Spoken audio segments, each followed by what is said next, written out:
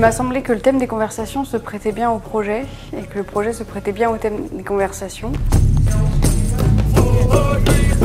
Quand j'ai découvert que c'était Afra et Tobias Scarpa qui avaient fait le flagship store de la rue des Saints-Pères, j'ai réalisé qu'on pouvait faire quelque chose de très intéressant entre ces designers historiques de la marque Molteni avec les designers contemporains aujourd'hui.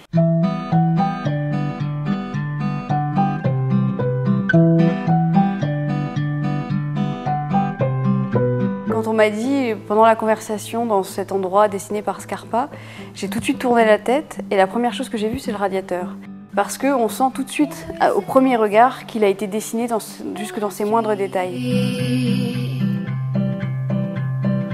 En regardant ça, puis en regardant après, en montant un petit peu dans le flagship store, en redécouvrant, en regardant à nouveau le store avec des nouveaux yeux, j'ai compris qu'on avait là comme une espèce de mine qu'on devait exploiter, qu'on devait pouvoir montrer.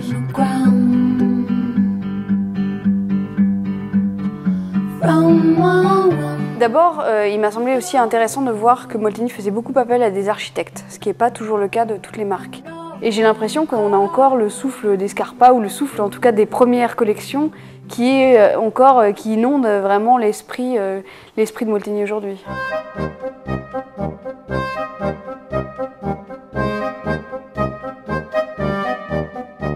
Ma première pensée a été vers le lieu et vers le fait de dénuder le lieu. Et on y a mis les objets. Alors c'était un peu un jeu de chaises musicales où on échangeait comme ça les objets entre eux pour se demander ce qui allait le mieux, ce qui pouvait mieux parler les uns avec les autres. Donc par exemple, là je pense à un couple assez clair. On a cette table de Jean Nouvel et puis cette chaise de Scarpa qui est extrêmement fine. Ensuite, un second acte scénographique était celui de l'inscrire dans le temps. C'est-à-dire pourquoi faire quelque chose qui ne va pas durer.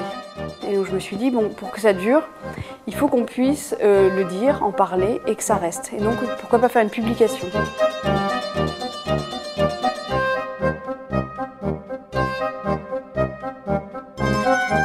Donc ça c'est le détail qui revient le plus souvent. C'est une pièce en laiton. Donc une pièce en laiton qu'on retrouve quasiment à chaque extrémité.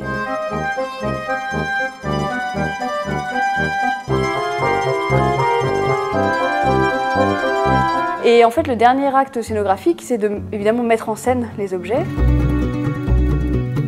On a pensé des structures extrêmement simples en bois, faites de tiges de bois, parce que lui aussi, Scarpa, on a vu qu'il travaillait beaucoup les formes arrondies, donc on s'est inscrit dans ce même langage. Si par hasard, sur le pont des Arts, tu croises le vent fripon, prudence, prends garde à ton jupon. Si par hasard, sur le pont des Arts, tu croises le vent marron, prudence, prends garde à ton chapeau.